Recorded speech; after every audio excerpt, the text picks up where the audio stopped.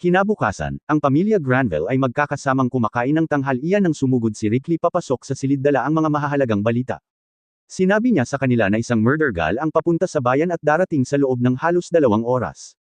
Nabigla si Granville nang marinig ito. Agad niyang sinabihan si Sebas na tawagin si Zenov upang harapin ang banta, ngunit may masamang balita si Sebas. Si Zenov ay wala para sa isang misyon at hindi babalik sa loob ng susunod na 2 araw. Hindi nag-aksaya ng oras si Granville sa pag-alala tungkol dito.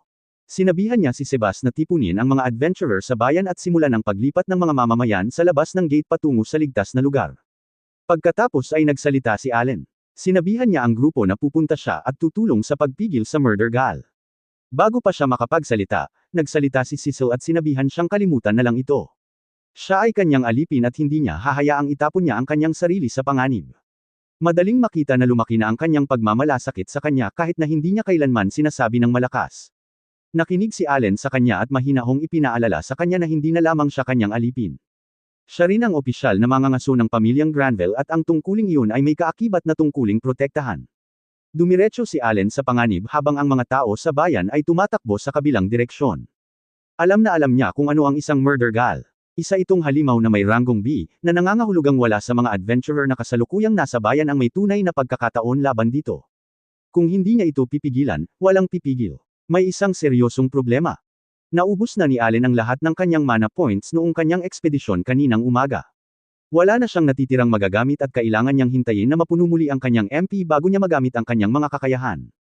Nang marating ni Allen ang mga gate, nakita niya ang isang mangangalakal na nakatayo sa tabi ng isang gwardya, desperadong nagmamakaawa para sa tulong. Ipinaliwanag ng lalaki na ang kanyang pamilya ay nakulong sa loob ng isang karwahe na napapalapit na sa murder gal.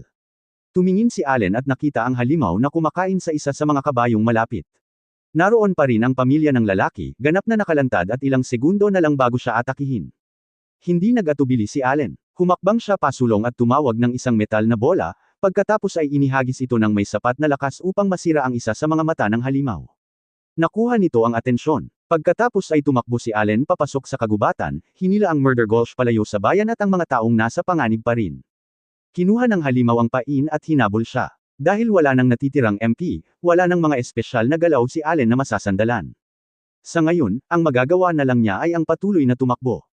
Biglang sumugod sa kanya ang murder gulch. Ngunit tumalon si Allen palayo sa daan sa tamang oras. Habang hinahabol niya ang kanyang hininga, napansin niya ang isang bagay na nakakabahala. Ang halimaw ay may kakaibang ngiti, na parang pinaglalaroan siya nito at ninanamnam ang bawat segundo nito. Sa sandaling iyon, natapos na ang kanyang MP sa pagpuno. Hindi nag-aksaya ng oras si Allen. Sinimulan niyang ipatawag ang kanyang mga nilalang, lumikha ng 36 na kopya ng papalins at inutusan ang ilan sa kanila na patulugin ang murder gulch. Ngunit ang epekto ng pagtulog ay walang epekto sa halimaw. Kaya, nagpatawag siya ng karagdagang mga paru-paro. Gayunpaman, nanatiling ganap na hindi naapektuhan ang halimaw. Natigilan si Allen. Wala na siyang ibang pagpipilian ngayon. Kaya, patuloy siyang tumakbo papasok sa kagubatan ng ilang oras. Gayunpaman, nakahanap pa rin siya ng isang bagay na nagpapasaya sa kanya. Matagumpay niyang nahila ang murder gulch palayo sa bayan at ligtas ang mga tao roon. Mahalaga iyon. Patuloy siyang hinabol ng halimaw sa mga puno hanggang sa tuluyan itong malayuan ni Allen. Nakahanap siya ng lugar para magpahinga at humiga ng tahimik, nanatiling tahimik para hindi siya matagpuan ng murder gulch. Pinag-isipan niya ang sitwasyon. Kinaladkad niya ang halimaw ng sapat na layo mula sa bayan at hindi niya maisip ang paraan para matalo ito ngayon. Ang pinakamatalinong hakbang ay ang bumalik. Inabot ni Allen ang kanyang imbakan at kinuha ang isang pulang balabal, inihahanda ang sarili para sa pag-uwi. Ngunit narinig siya ng murder gulch. Ang maliliit na tunog na kanyang ginawa habang naghahanda ay sapat na upang ipakita ang kanyang posisyon. At nang ganoon na lang, nagsimula muli ang habulan. Tumakbo si Allen sa makakaya ng kanyang mga binti, kasama ang halimaw sa likuran niya. Pagkalipas ng 3 araw, kinaladkad ni Allen ang kanyang sarili patungo sa mga tarangkahan ng bayan, papalay-palay at halos hindi na makalakad. Nakita siya ng isa sa mga gwardya na sumugod at inabutan siya bago tuluyang nanghina ang kanyang mga binti. Maya-maya, nagising si Allen sa loob ng bahay ng Granville. Sina Cecil at Sebas ay parehong nakatayo sa kanyang tabi. Agad siyang pinagalitan ni Cecil, at sinabi kung gaano niya ito pinag-alala. Humingi ng tawad si Allen sa kanya. Tinanong siya ni Sebas kung naaalala niya kung paano siya nakabalik. Sinabi ni Allen na naaalala niya. Ikinwento niya sa kanila kung paano siya hinabol ng murder gulch sa kagubatan sa loob ng 3 buong araw bago siya tuluyang nakauwi. Ipinaalam ni Sebas kay Allen na kakailanganin ni Granville ng kumpletong ulat ng lahat ng nangyari. Pumayag si Allen ng walang pag-aalinlangan. Pagkalipas ng ilang oras, tumayo si Allen sa harap ni Granville at ipinaliwanag sa kanya ang bawat detalye ng nangyari. Nakikinig din si Zenov sa silid, kahit na hindi kailanman lubusang natalo ni Allen ang murder gulch, halatang humanga si Zenov. Hindi maliit na bagay ang pagpigil sa isang halimaw na may ranggong B sa loob ng 3 araw nang walang suporta. Bilang pagkilala sa kanyang ginawa, binigyan ni Granville si Allen ng 10 gintong barya. Bukod pa riyan, ang pamilya mula sa karwaheng iniligtas ni Allen ay nagpadala ng isa pang 10 gintong barya bilang pasasalamat. Tinitigan ni Allen ang mga barya at nakaramdam ng matinding pananabik. Sa ganitong kalaking pera, napagtanto niyang sa wakas ay makakabili na rin siya ng bagong espadang mithril. Lumabas si Allen kinabukasan upang ipagpatuloy ang kanyang pangangaso ng halimaw. Dinala niya ang kanyang bagong espadang mithril at hindi nag-aksaya ng oras para subukan ito. Ang pinakaunang halimaw na kanyang nakita ay mas mabilis na napabagsak kaysa sa anumang nagawa niya noon. Kinuha niya ang mahiwagang bato mula rito at pagkatapos ay nagpa siya na magsagawa ng isang maliit na eksperimento na nasa isip niya.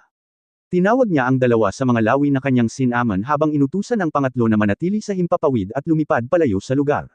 Ibinalik niya ang isa sa 2 lawi na naka-ground sa barahan nito at inilapag ang 3 bagay sa sahig sa harap niya.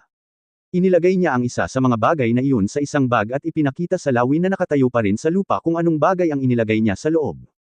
Pagkatapos ay ibinalik niya ang lawi na ibinalik niya sa barahan nito kanina, ang isa na hindi nakakita kung anong bagay ang napunta sa bag. Tinanong niya ito ng parehong tanong. Sumagot ito ng tama. Susunod, tinawag niya pabalik ang lawi na pinalipad niya palayo at tinanong ito ng parehong tanong. Walang ideya ang isang ito. Pagkatapos ay tinawag ni Allen ang isang bagong lawin at tinanong ang parehong tanong. Nakuha rin ito ng tama. Sa wakas, tinawag niya ang isang ibon mula sa ibang uri ng species at tinanong ang parehong tanong. Walang ideya ang isang iyon. Binaliktad ni Allen ang lahat ng kanyang naobserbahan sa kanyang isipan at nakarating sa isang malinaw na conclusion. Ang mga summon ng parehong uri ng hayop ay nakapagbahagi ng kaalaman sa isa't isa. Ang mga bagong kopya ng parehong summon ay ipinanganak na may dalang ibinahaging kaalaman. Ngunit ang mga summon mula sa ibang-ibang uri ay walang access dito. Ang buong bigat ng kahulugan nito ay tumatama sa kanya ng husto. Kapag namatay ang isa sa kanyang mga summon, lahat ng natutunan at naranasan nito ay naipapasa sa susunod. Ang kanyang mga summon ay mas makapangyarihan kaysa sa inaasahan niya. Pagkalipas ng ilang buwan, bumalik si Mihi para bumisita. Nakita silang dalawa na naglalaban, nagpapalitan ng atake. Sa kabila ng lahat ng ginawa ni Allen sa nakalipas na ilang buwan, sa pagpapalaki ng mga C-rank na halimaw at pag-angat sa level 28, tinatalo pa rin siya ni Mihi sa isang sword duel nang hindi masyadong pinagpapawisan. Galit na galit si Allen. Hindi niya maisip kung ano ang kakailanganin para tuluyang magtagumpay laban sa kanya. Nang gabing iyon, nagtitipon ang pamilya Granville sa hapagkainan nang biglang pumasok ang isa sa mga gwardya sa silid na may dalang mahalagang balita. Ipinaalam niya sa lahat ng naruroon na kumilos na ang puting dragon. Natahimik ang buong silid. Maging si Granville ay mukhang natigilan. Tinanong niya ang gwardya kung saan ito patungo. Sumagot ang gwardya na nakita ng isang nakasaksi ang dragon na umalis sa pugad nito at lumilipad patungo sa direksyon ng Colonel Fiefdom. Sandali itong pinansin ni Granville at pagkatapos ay napagpasyahan na ito ay talagang magandang balita.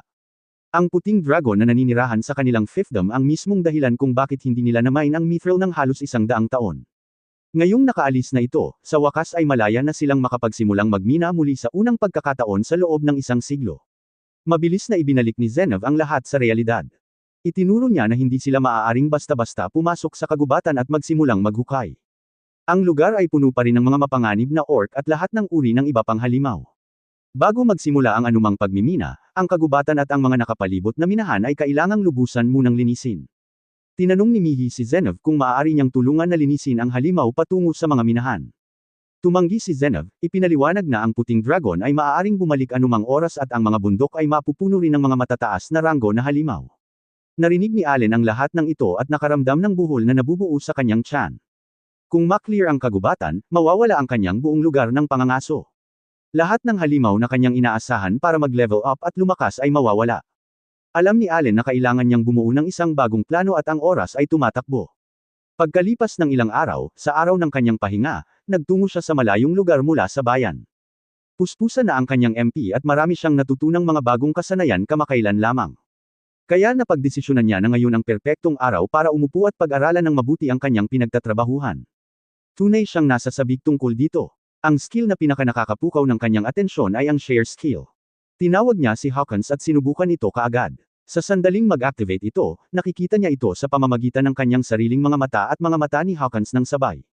Natuklasan niya na mas malayo pa ito kaysa doon. Nagagawa rin niyang ibahagi ng direkta ang mga espesyal na kakayahan ng kanyang summon. Agad na nakilala ni Allen kung gaano ito kalakas. Sinubukan niyang gamitin ang 4 na Hawkins ng sabay-sabay at gumana ito. Medyo nadala siya at sinubukang kumonekta sa pinakamaraming summon hanggat maaari ng sabay-sabay. Ang resulta ay isang matalim at masakit na migraine na pumipilit sa kanya na huminto. Masyado itong mahirap gawin ng sabay-sabay. Nang mawala ang sakit, nalaman niya na tila 5 summon ang limitasyon ng kanyang kayang hawakan. Gayunpaman, may isang bagay tungkol dito na hindi niya gusto. Maaari siyang magpatawag ng hanggang 50 nilalang ng sabay-sabay. Kaya, bakit 5 lang ang kaya niyang ibahagi? Binuksan niya ang kanyang grimoire at tiningnan ng mas malapitan ang kanyang mga istatistika. Ang kanyang intelligence stat ay nasa 1111, at iyon ang numerong kumokontrol kung gaano kalayo ang mararating ng share skill. Tinatawag niya ang 6 sa mga ibong nilalang na kilala sa kanilang mataas na katalinuhan. Tulad ng inaasahan niya, ang kanyang intelligence stat ay umakyat sa 1250 at magagamit na niya ngayon ang share skill sa 6 na summon ng sabay-sabay. Sa wakas ay naunawaan na ni Allen ang nasa isip ng mga developer noong bumuo sila ng isang summoner class na may ganitong mataas na intelligence stat. Ganito na lang talaga ang dapat gawin noon. Kamakailan lang ay na-unlock din ni Allen ang kakayahang ipatawag ang mga D-rank monster. Tinatawag niya ang ilan sa kanila at sinubukan din ang share skill sa kanila. Gumagana ito ng perpekto. Ang realisasyong iyon ang nagdala sa kanya sa isa pa. Wala na talagang dahilan para lumabas siya at mangaso ng personal.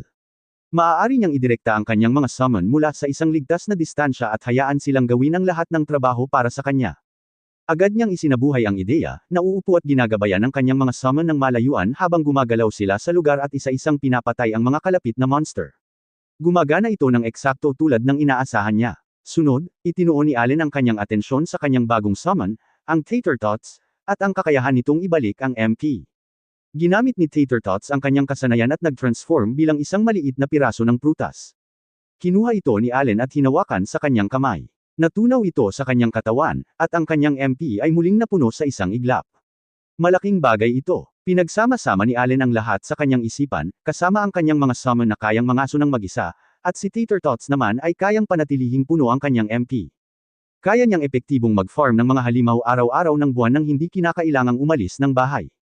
Tunay na ikinatuwa niya ang naisip. Bago niya sila paalisan, gayunpaman, nilinaw niya sa lahat ng kanyang mga summon ang isang bagay na lubos. Dapat nilang iwasan ang mga taong adventurer sa lahat ng oras, kahit na isa sa kanila ang unang atakihin. Hindi sila dapat lumaban sa anumang pagkakataon. Habang pauwi, isa pang ideya ang pumasok sa kanyang isip. Kinuha niya ang kontrol sa isa sa kanyang mga flying summon at itinulak ito pabalik sa bahay upang tingnan ang lahat. Sa pamamagitan ng mga mata nito, nakita niya sina Krena at Dog Aura sa gitna ng isang sparring session. Kalaunan, nakita niya ang kanyang ama na nagtatrabaho sa bukid. Pagkatapos, nakita ni Allen ang kanyang ina at simula sa loob ng bahay. Mukhang maayos naman ang lahat. Dahil kontento na silang lahat ay maayos, iginiya niya palayo ang summon. Bago ito umalis, naghulog siya ng isang gintong barya para sa kanila. Tahimik siyang nangako sa kanyang sarili na magdadala pa siya ng marami pa bawat buwan mula ngayon.